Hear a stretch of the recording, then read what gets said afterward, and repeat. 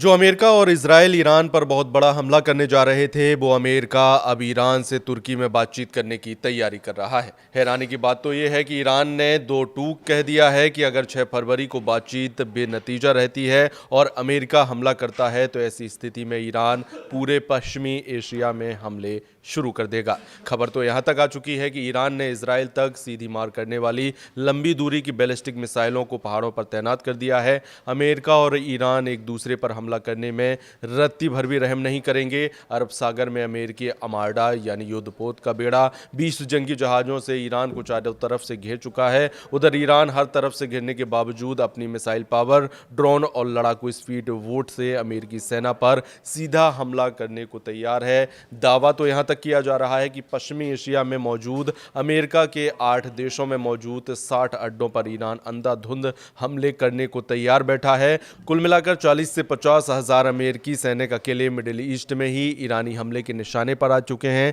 Iran भले ही कागज में अमेरिका और इजराइल के सामने कमजोर नजर आए, लेकिन ईरान कुछ ऐसी जंगी काबिलियत है जिसका खौफ अमेरिका और इजराइल दोनों को ही है। ईरान के पास बेतहाशा बैलिस्टिक और हाइपरसोनिक मिसाइलें हैं। ईरान के पास जैसे लंबी दूरी के आसमानी और समुद्री ड्रोन हैं जो अमेरिका सेना का काल बन सकते हैं। ईरान अच्छी तरह से ये जानता है कि अगर उसकी मिसाइलों ने अमेरिकी जंगी विमान वाहक पोत यूएसएस अब्राहम लिंकन को उड़ा दिया तो अमेरिका के पैर जंग के मैदान में उखड़ने लगेंगे। ईरान ये भी जानता है कि अगर उनकी मिसाइलों ने अमेरिकी के लंबी दूरी के बम बरसक B-2 को हवा में तबाह कर दिया तो अमेरिका की अरब सागर में सर्दी, अकड़ और धौंस की हवा निकल जाएगी। यही वजह है कि ट्रंप ईरान पर हमला करने से ज़्यादा बातचीत का रास्ता खोज रहा है। अमेरिका और ईरान के बीच जारी तनाव अब बातचीत के लिए मेज पर पहुंचने वाला है। अमेरिकी राष्ट्रपति डोनाल्ड ट्रंप का कहना है कि उनका एडमिनिस्ट्रेशन ईरान के साथ बातचीत कर रहा है, जबकि इंटरनेशनल न्यूज़ एजेंसियों का कहना है कि ईरान के विदेश मंत्री अब्बास अगारची और यूएस प्रेसिडेंट के स्पेशल एनवॉय स्टीव विटकॉफ 6 फरवरी को इस्तांबुल में मिलेंगे।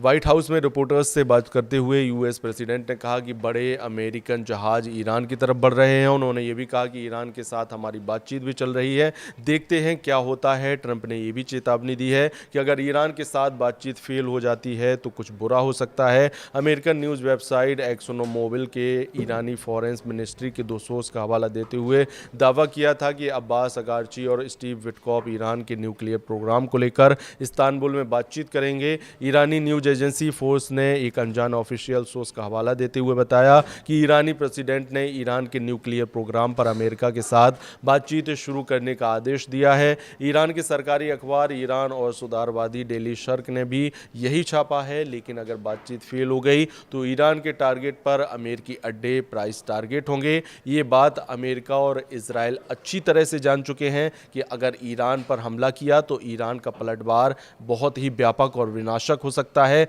इस वक्त ईरान को रूस और चीन से सैटेलाइट और खुफिया जानकारी मिल रही है, जबकि अरब सागर में मौजूद चीनी युद्धपोत ईरान को अमेरिकी युद्धपोत अब्राहम लिंकन की पल पल की खबरें दे रहे हैं। बंदर अब्बास जैसे ईरानी बंदरगाहों वाले इलाके पर 1000 से ज़्यादा आत्मघाती स्पीड वोट हमले को तैयार हैं। मिसाइलें और ड्रोन भी हमले को तैयार हो चुके हैं। एक रिपोर्ट के मुताबिक मध्य पूर्व में अमेरिका के लगभग 40 से 50 हजार सैनिक तैनात हैं। हाल ही में USS Abraham Lincoln aircraft carrier के आने से करीब 5700 अतिरिक्त सैनिक इस क्षेत्र में जुड़ गए हैं। उस हिसाब से पश्चिमी एशिया में 60,000 के करीब अमेरिकी सैनिक मौजूद हैं जो पूरी तरह से ईरानी सेना के निशाने पर आ चुके हैं।